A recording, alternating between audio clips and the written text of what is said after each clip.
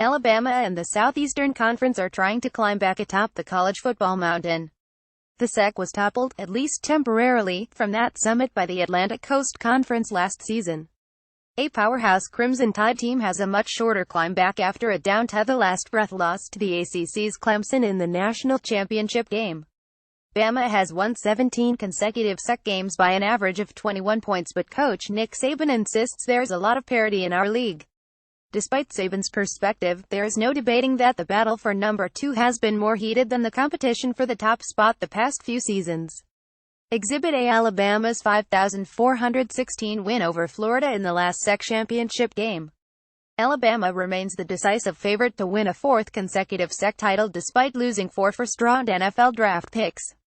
No team has won the league 4 times in a row, or 3 for that matter, before the Tide's run, since Steve Spurrier in Florida dominated from 199,396. The first test might just be Alabama's biggest of the regular season.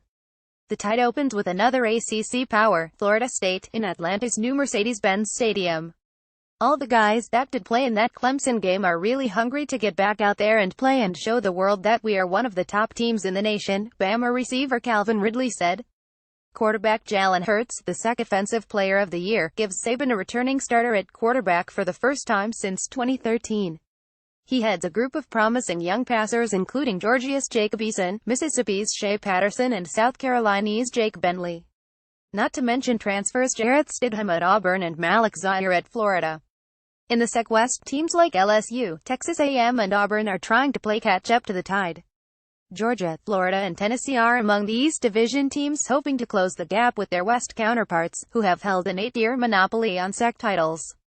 The Gators have won the East crown in each of Coach Jim McElwain's first 2 seasons but are aiming higher. Getting that taste of 9 wins, we now want to get more than that, Florida defensive back Duke Dawson said. The favorites East Georgia. Kirby Smart's second team has a strong backfield with Nick Chubb and Sony Michel, and Eason has a year of seasoning. Pound Roquan Smith is among 10 returning defensive starters. West Alabama. Like Eason, Hurts has big-time backs, plus star receiver Ridley, to target. The defense has 7 NFL draft picks to replace but also returning standouts like defensive backs Minkah Fitzpatrick and Ronnie Harrison and tackle Darren Payne. Top players Minkah Fitzpatrick DB, Alabama. Versatile defender, could play either safety or cornerback.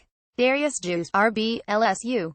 Leonard Fournette's backfield mate has center stage to himself.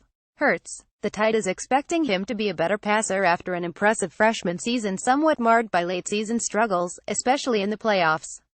Arden Key, Pound, LSU. Had 12 sacks last season. Missed spring practice for unspecified personal reasons. Christian Kirk, WRRS, Texas A&M. Led the nation with 3 punt returns for touchdowns. His 83 catches topped the SEC, producing 928 yards and 9 touchdowns. Frank Ragnow, C., Arkansas. HASNT allowed a sack the past 2 seasons and has started 26 straight games. New faces: ex-Ole Miss coach Ed Orgeron is back in the SEC West at LSU. His former program is trying to regroup from the July 20 resignation of Hugh Freeze while in the final stretch of an NCAA investigation. Interim coach and co-offensive coordinator Matt Luke is leading the Rebels. Alabama offensive coordinator Brian Daboll has been a much-talked-about hire. On the hot seat, Texas A&M's Kevin Sumlin is trying to avoid another November slump after 3 straight 85 seasons. Auburn's Gus Malzahn HASNT beaten top rivals Georgia and Alabama in 3 seasons. Getting warmish: Arkansas Brett Bielema and Tennessee's Butch Jones.